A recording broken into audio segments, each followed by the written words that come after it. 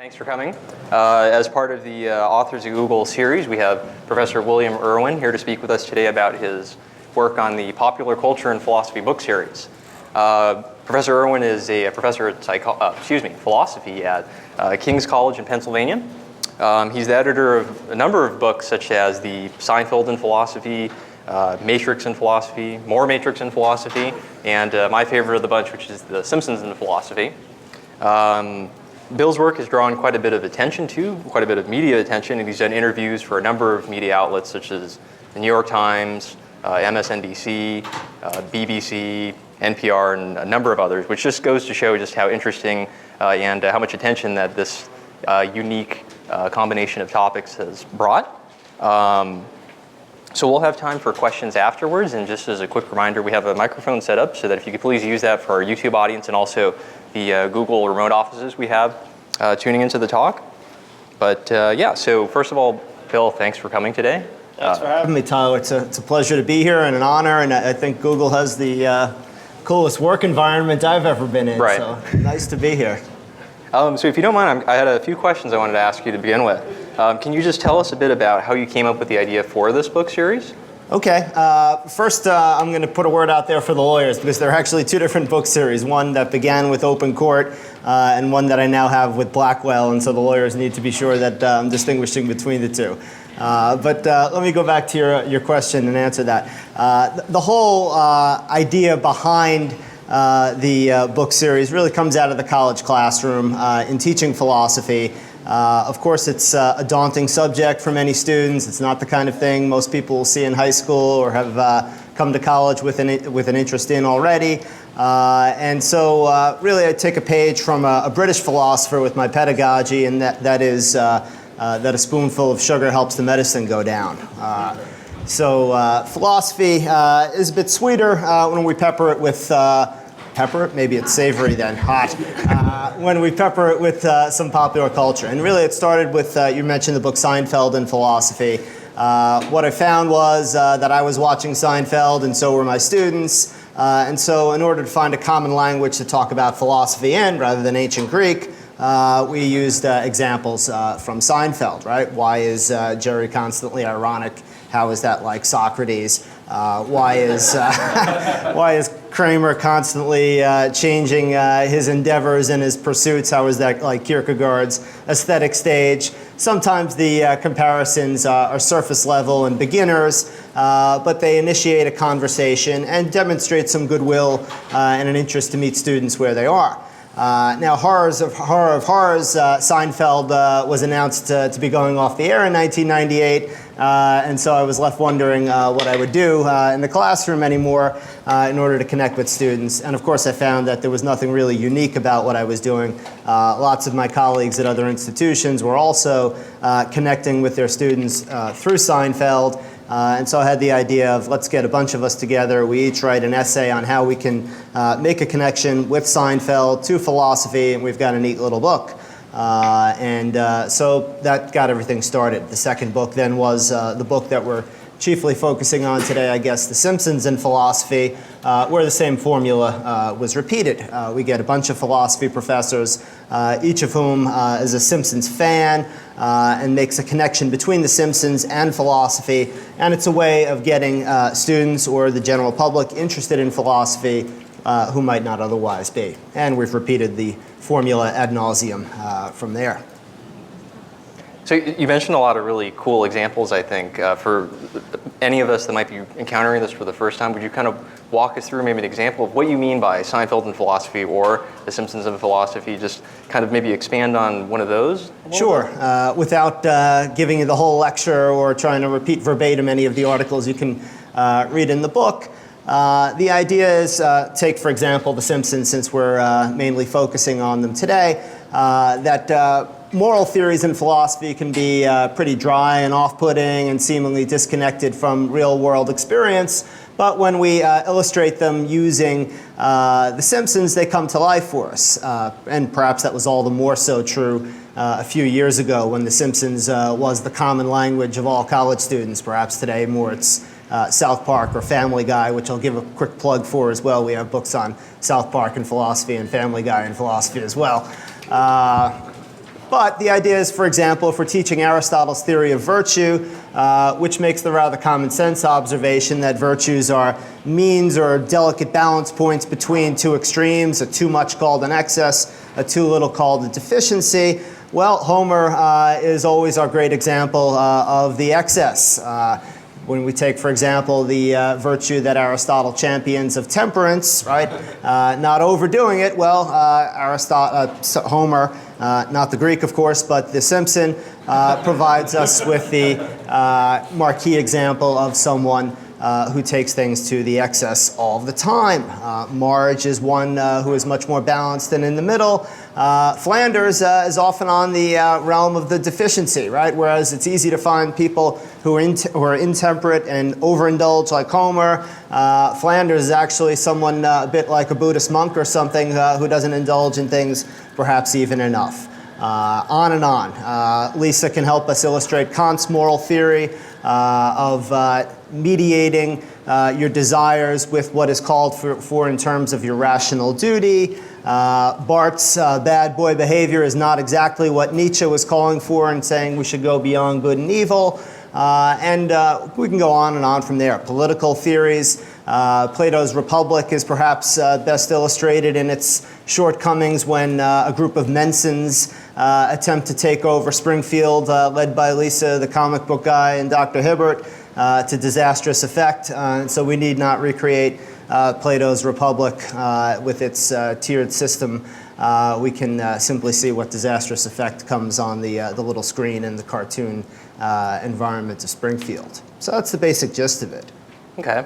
I feel like it would be such a tease if we were to just talk about The Simpsons in philosophy and not show an actual clip. So we'll worry about the legal issues of Google using a Fox image in a YouTube video later, but I just wanted to show this one example. This is from the book. There's a chapter in The Simpsons in philosophy called Thus Spake Bart, and it's an essay on Nietzsche's philosophy. So I wanted to show this episode clip here that I thought would be a good fit. Right. A new mood is in the air in Springfield, as refreshing as a pre-moistened towelette. Folks are finally accepting their feelings and really communicating with no holding back. And this reporter thinks it's about time. Of course, all these good vibes can be traced to one feisty little scamp who taught us that if it feels good, do it.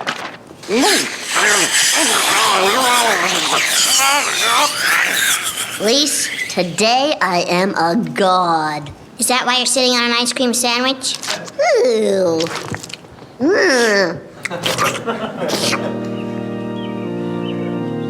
Now, instead of my boring old sermon, I'm going to take a page from the Book of Bart and do something I've always wanted to do. Take 5, Mrs. Fish.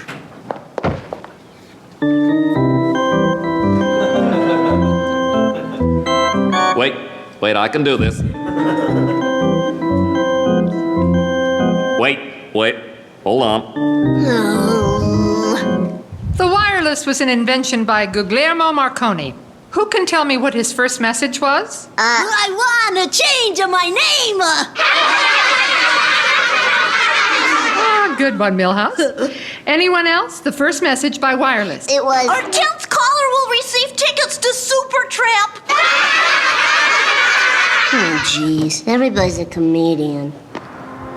I'm blue. Time for some of my patented spitting off the overpass. Oh, man.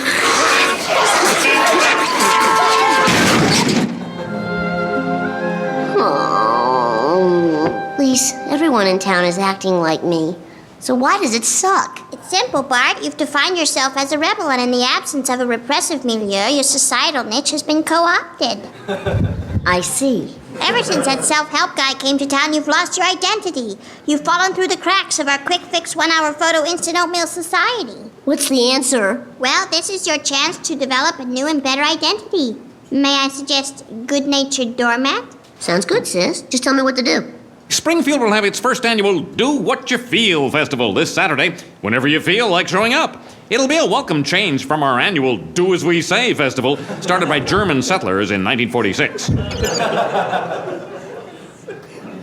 Okay, so would you mind kind of explaining some of maybe the philosophy that you think might be going on? Well, sure. I mean, not only is it hilarious, but of course, it can provide the jumping off point to a philosophical discussion. In this case, Tyler was good enough to use that as a lead into the essay in The Simpsons in Philosophy by Mark Conard, Thus Spake Bart, which disabuses the reader, at least potentially, of some perhaps mistaken ideas about Nietzsche's philosophy. If we only know the sound bites from Nietzsche, God is dead, beyond good and evil, etc., we can easily be led into the idea that Nietzsche is putting forward a philosophy of do what you feel, a la Bart. And really, there's a whole lot more to it than that. Nietzsche is calling for us to redefine our morality, to make of our own lives a work of art. Now, of course, Bart is a work of art, thanks to Matt Groening, but his life is really not a work of art in the sense that Nietzsche is calling for it. And in fact, of course, we see the herd mentality, which Nietzsche so cautioned against in the whole rest of Springfield when they decide to follow Bart. And of course, his own identity is lost in the process as well. And it really wasn't much of an identity anyway. It was really very much just bad boy behavior, acting out. Whereas Nietzsche is asking for us to do something creative, to move beyond just our kind of animal impulses, and certainly move beyond our animal tendencies to live as a member of the herd, as we see the rest of Springfield in this episode and countless others is willing to do. So just out of curiosity, could you explain kind of the research process, like you want to call it, for how the book would be made? Well, the research is a lot of fun. It, in this case, involves watching a lot of Simpsons episodes repeatedly. So I take a lot of flack from that from my colleagues. But seriously, the books, including The Simpsons in Philosophy, are team efforts.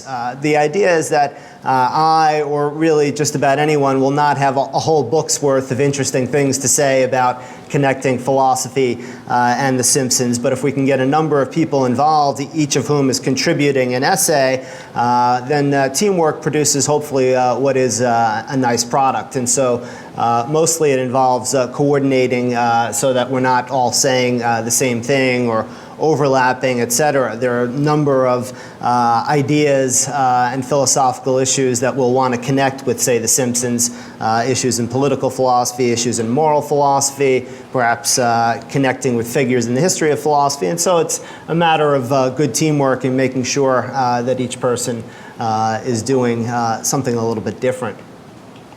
And then how do you decide what topics or what popular culture objects are going to be a good fit for the book series?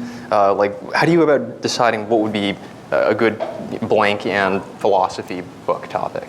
Yeah, that's a good question because it requires a number of different considerations. Of course, when it comes down to it, there are business considerations that the publisher is interested in. So there are lots of really good topics that would make for nice and philosophy books that the publisher decides just aren't going to reach a large enough audience. So, for example, we tend to avoid generic topics like cartoons and philosophy because it seems that specific cartoons, The Simpsons, South Park, Family Guy, connect more readily with people who are interested in reading about them. There are also really great pieces of popular culture which just don't have a large enough audience to support an philosophy book, at least as far as the publisher is concerned. So, for example, a great current television show, or one that I should say has just unfortunately gone off the air, is The Wire. And The Wire in philosophy would make a great book. Same with Deadwood would have made a great philosophy book, but just not financially feasible to do it.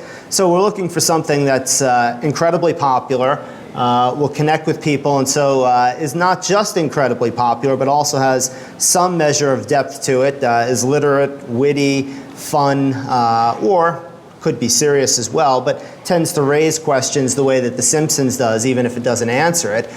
So, for example, although American Idol is incredibly popular, you won't be seeing American Idol in philosophy anytime too soon. That kind of thing just doesn't seem like it would be a good connection. And then how much do you think original intentionality comes into it? For instance, if you look at the Matrix movies, where it seems like the Wachowski brothers did put certain things that were very metaphysical, very Cartesian, as opposed to something like The Simpsons, where Al Jean, who's the executive producer of the show, he's been quoted on record as saying, it's great that people read Nietzsche or something in conjunction with The Simpsons, but that wasn't the intent of the show. So where does that play into? Yeah, that's a good question, and it's one that's of interest to me in my sort of day job or serious work. I'm concerned with the issue of original intent in interpretation, and so I always try to have some measure of disclaimer in there in the introduction to the book that what we're really looking for is what we might call the philosophical significance of the show, which is not necessarily, or the movie, or the band, or whatever the case may be, that we're looking for what significance we can draw out of it rather than reading any intent into it. And so the title structure is quite purposeful, and philosophy. We're not saying the philosophy of The Simpsons, as if Groening and company get together and are trying to put together a single coherent philosophy, or have had as their goal all along to teach philosophy to America through The Simpsons. I'm not quite that deluded. But there are cases where there is quite conscious use of philosophy by an artist. For example, you mentioned The Matrix. Excuse me. The Wachowski brothers quite consciously were making use of elements of philosophy, from Plato's allegory of the cave to Descartes' idea of the evil deceiver, and on and on. And of course, the same is true with the Matrix and certain elements of scripture and theology that they quite consciously planted in there. So that's sort of a gift-wrapped present for me when I find that kind of thing where it's really quite openly there. But really, I think philosophy seeps into the culture even when Al Jean and others aren't consciously trying to put it there. We live in a world that is the beneficiary of Western philosophy, and all the more so, more and more recently, Eastern philosophy as it's filtering in ways that we don't even quite realize. And this is true in quite the way that our English language is a Shakespearean language. We use Shakespearean coinages all the time without realizing them. We live in a world that's been shaped by Freudian thought to a great extent, Darwinian thought to a great extent, even when we're not conscious of that. And the same is true, and people may not quite realize it as much, of Aristotle, Plato have shaped our thought in the way that we don't even often realize. And so the creators of Seinfeld, The Simpsons, etc., in making some of the observations that they do via their characters are making use of philosophy, even if not intentionally so. And it's funny to think, too, that I have more of a literary background also, that Shakespeare, for instance, was considered pop culture back then. Like, he was the equivalent of what The Simpsons would be. Everyone went to go see Shakespeare. Everyone talked about it. It's not like he wrote these plays the intention that they would be studied by everyone hundreds and hundreds of years later. So it's an interesting point you bring up. That's right. People don't recall that. I mean, what survives of Elizabethan drama is the very best of it, Shakespeare and a few others, but it was not all that good. Same is true, of course, of the Greek tragedies. We have a small collection of them surviving. But what survived most likely was the stuff that was really good. Not to say that The Simpsons is going to survive and be at the level of a Shakespeare or Aeschylus or something like that, but popular culture does often, with time, become high culture. We see it also with, say, the work of Dickens, which was popular at the time and probably not imaginable that it would be studied in colleges and universities. Think of what's happened in really recent times with jazz, which was looked down upon as really low culture and low music, and now is really in some ways quite highbrow. And then to ask you a more general question now, what is it that you hope we as the readers will take away from the book series? Well, the ideal is that the reader reads, say, The Simpsons and Philosophy and says, I'd like to know more about Aristotle, or I'd like to know about more about the problem of free will and determinism, or I'd like to know more about Plato's influence on Christian theology, because these things have been paired with The Simpsons or The Matrix or whatever book it may be that the reader is perusing and has an interest sparked in it. Now, that's the ideal. I don't expect that happens all the time or even most of the time. But if instead the person reading the book has enjoyed it, has been moved to thought about an issue, say free will and determinism or the nature of political structure, then great, that's enough. Okay. So some critics have said that our society, at least right now, kind of has this whole entertaining ourselves to death. This is kind of to paraphrase Neil Postman. Do you think, I guess, is there any inherent risk of integrating popular culture and more highbrow, more aesthetic, philosophical material? Like, what do you see as the more of the risks involved in that? Yeah, that's a good question. Neil Postman's excellent book and watchword phrase that's stuck with us, amusing ourselves to death, actually came through the very voice of popular culture, or at least resistant popular culture, when Kurt Cobain sang "Here We Are Now, Entertain Us." And the thesis that Postman had, and it's one that we see in the classroom, and it's one that has its validity, is that American society has demanded that everything become entertainment. And so the idea is even philosophy, the most revered and sacrosanct of academic disciplines, being now made to be entertainment. That I think is painting with too broad a stroke.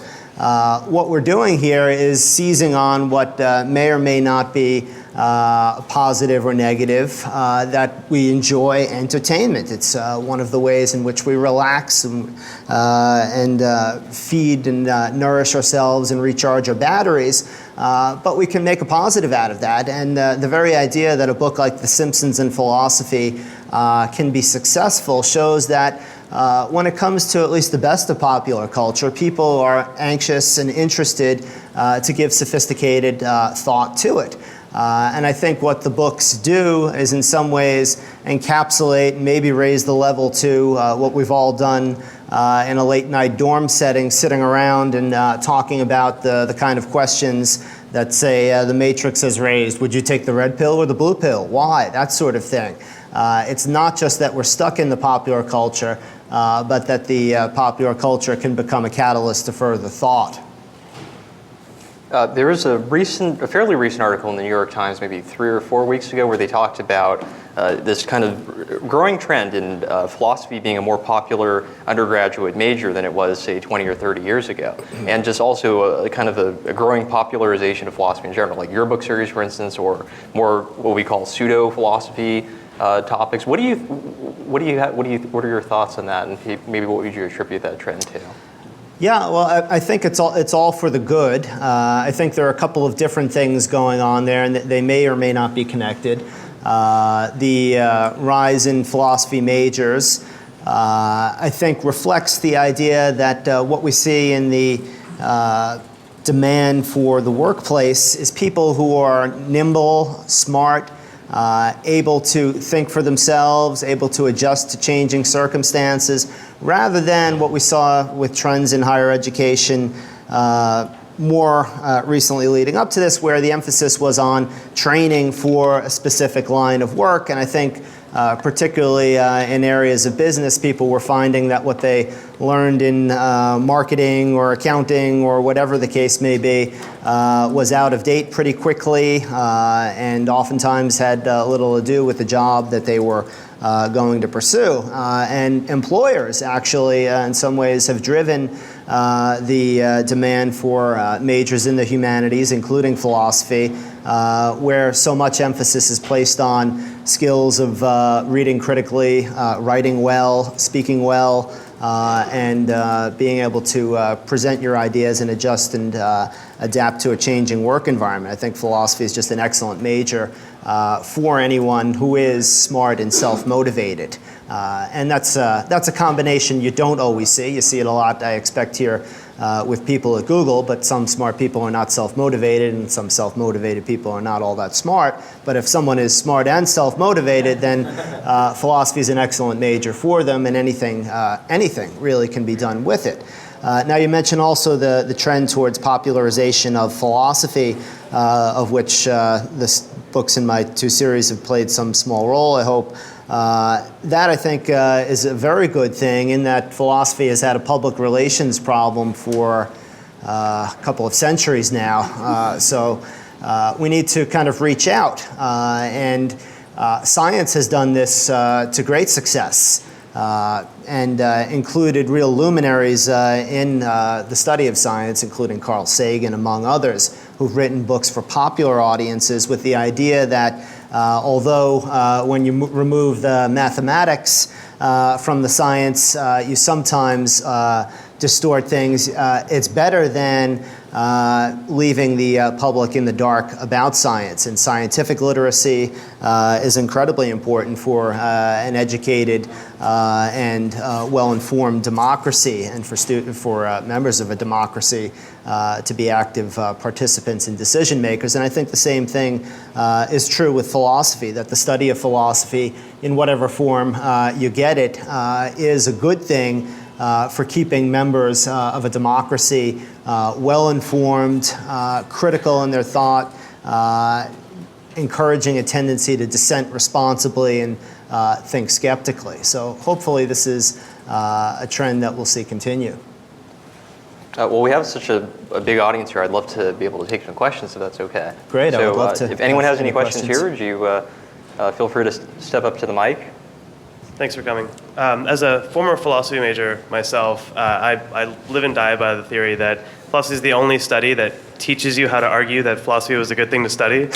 So yeah, I feel it's definitely really applicable in the workplace. You know, I'm in the advertising department here, and this is going out to YouTube. A shout out for philosophy as a pre-advertising major, much more effective than pre-advertising.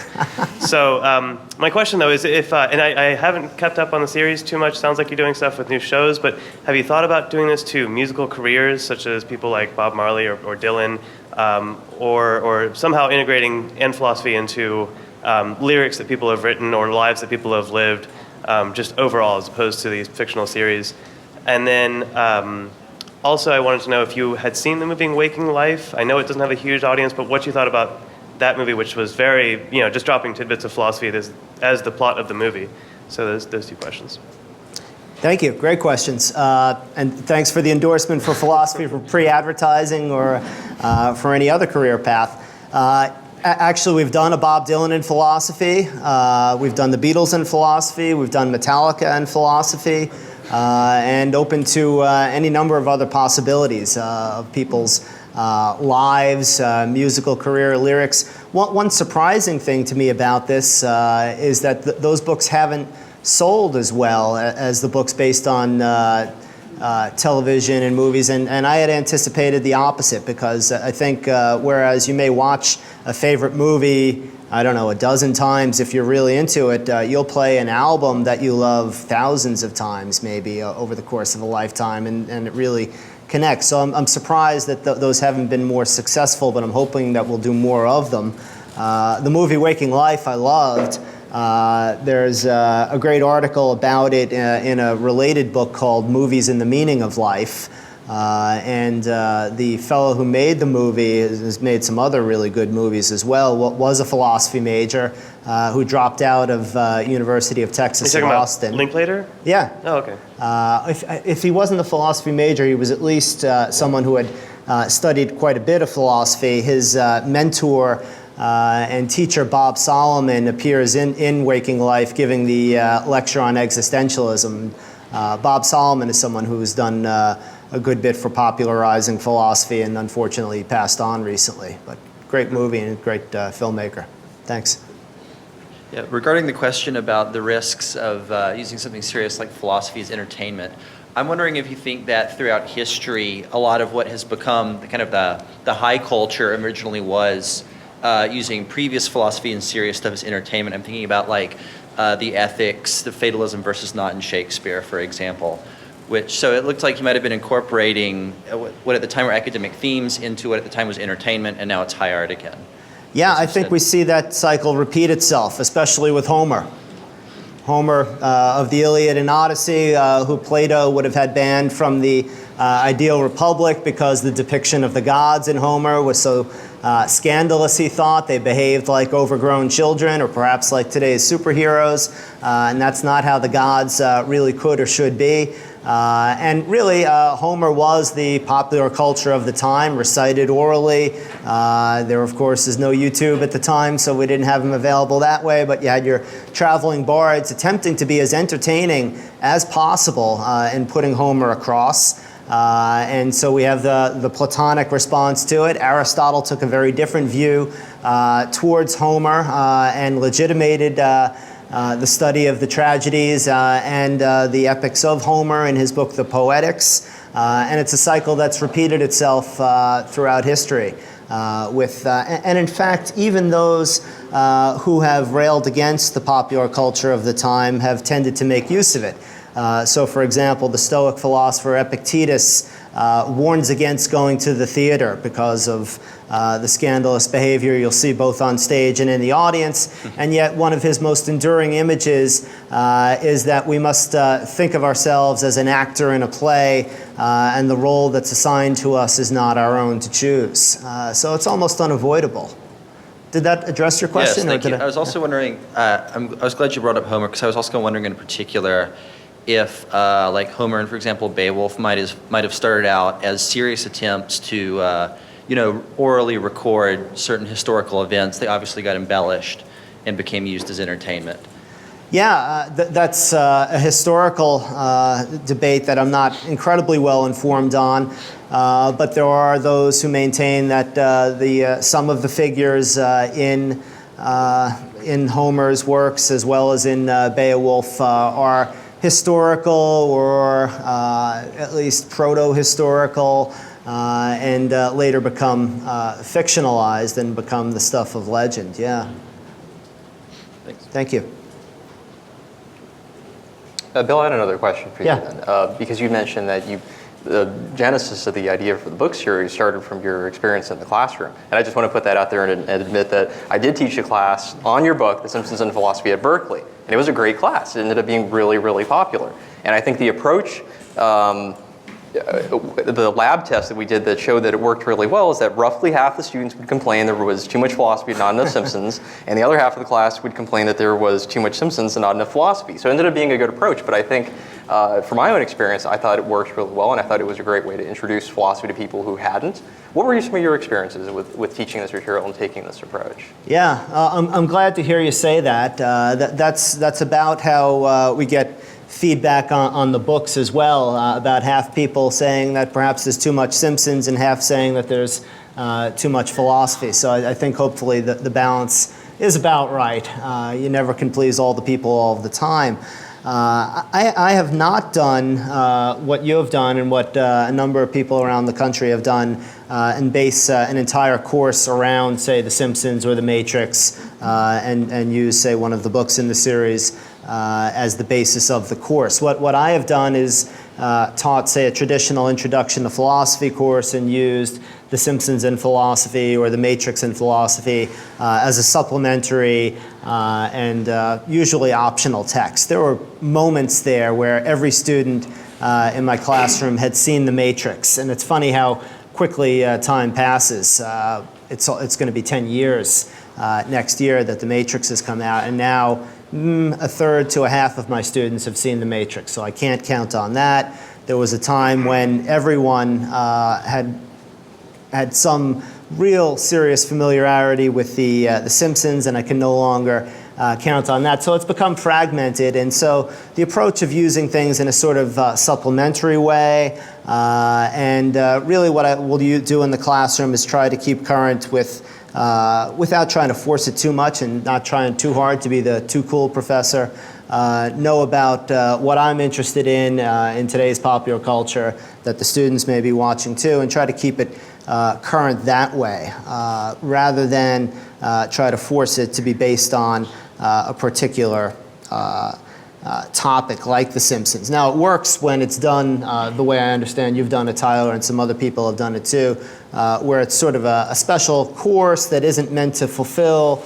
a definite, say, philosophy requirement, and so the people who will come to the course are simply those who are Simpsons fans or Matrix fans or whatever the case may be, and who are open-minded and willing enough and usually intrigued enough to want to talk about philosophy in connection with it. But my experience in general has been very positive. Students have appreciated the effort to reach out sort of halfway and talk about something that they know about. And it pays dividends in getting them to take a kind of a leap of faith into the idea that what Plato had to say may really be of interest and even relevance to their lives as they live it now.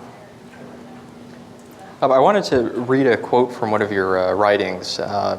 Popular culture is the common language of our time, and knowledge of popular culture has become necessary for effective communication. Would you mind kind of expanding on that a little bit? Because I thought it was a very interesting thought. Yeah, the idea comes out of what some people, I think, mistakenly take to be a very conservative idea, and that is the idea of cultural literacy, which is most associated with E.D. Hirsch, the idea that there are some things that you need to know in order to communicate. And people have railed against that because it would seem to champion the whole dead white males canon and a very conservative approach to education. But the implicit thought in Hirsch's idea of cultural literacy is that it is dynamic and changing. And so to communicate effectively with a certain group of people at one time, I may need to have some knowledge of The Simpsons. At a later time, it's South Park. At a later time, too, it's The Family Guy. And it is constantly developing.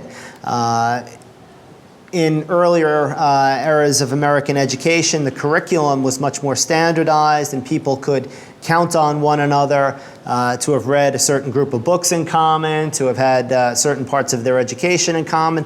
That's less and less the case, and that may not necessarily be a bad thing, but it pushes us to look for what we have in common in order to connect. And this also, of course, works across cultures. One of the things that's amazing is how popular The Simpsons is outside of the United States. A friend of mine was a visiting professor in Siberia, of all places. There's a story behind that, but I won't get into it. Someone who went willingly to Siberia, and although he couldn't get hot water or heat some of the time, he could always get The Simpsons. And I hear similar stories. He came back from there with one of those Russian nesting dolls with Homer that he had bought on the streets of this town in Siberia. So it's a way of connecting with people not just within American culture, but abroad as well. And one of the things that's been incredibly gratifying about the book series is that it's been translated into various languages and it's reached people in many parts of the world. I mean, thanks, of course, also to the spread of the internet and communication that way. I'm in touch with people in various parts of the world. The contributors to the books come from various parts of the world, more and more so. Not just in the English-speaking world, but in Eastern Europe, Germany, and we're hoping more and more to spread that way. So that it's a way of bringing, I don't want to wax too maudlin about this, but it's a way of bringing people together with what they like. It forms a kind of, it cultivates intimacy between people when we find what we like in common and gives us a language in which to discuss ideas.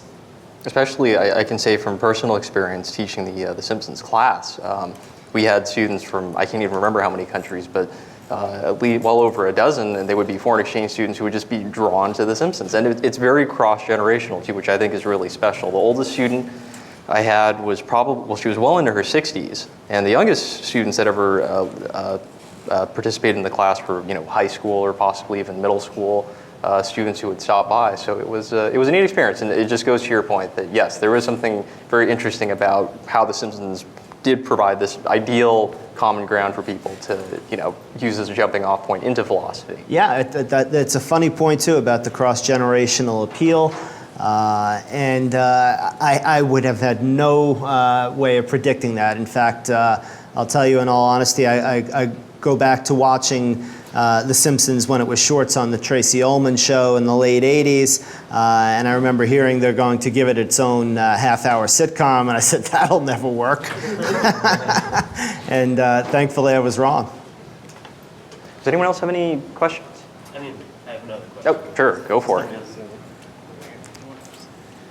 So really like the concept, combines my favorite things of philosophy and The Simpsons, so it's perfect. I was a philosophy major myself. One of the things I was also curious about is, what were the challenges with when you take something like this to the media company like the Seinfeld or Simpsons and the brand and getting it actually published, or how receptive they were, or what type of things had to go into that process?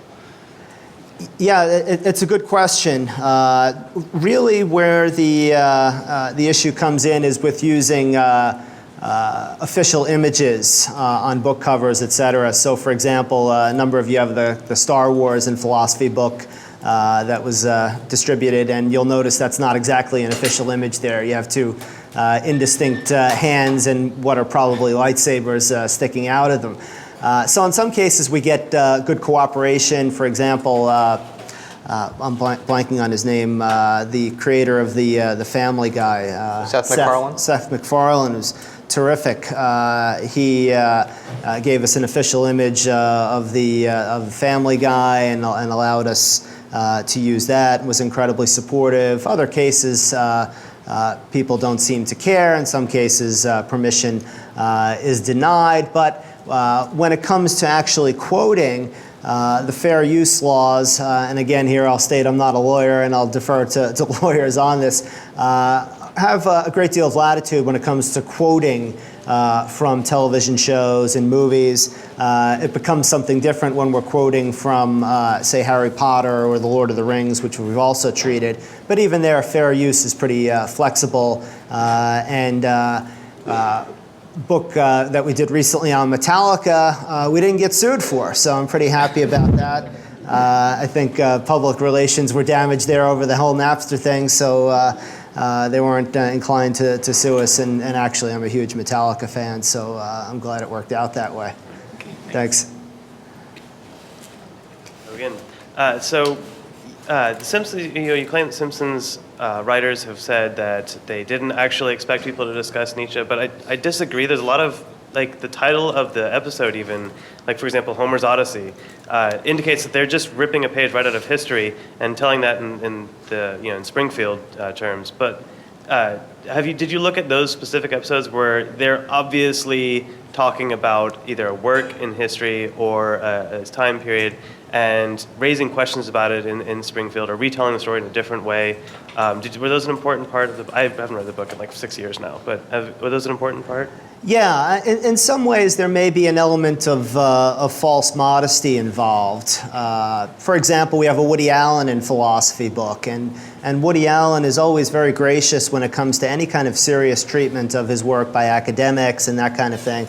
Now, Woody Allen is a brilliant filmmaker, and in some ways The Simpsons is as brilliant as Woody Allen. And so sometimes you see this kind of false modesty, that it's just kind of a silly cartoon and you shouldn't think too seriously about it. Whereas some of the references that get built in, and half the writing staff are alumni of the Harvard Lampoon, these are very smart, educated people who are writing these things and consciously building in references. So I think that answers part of it.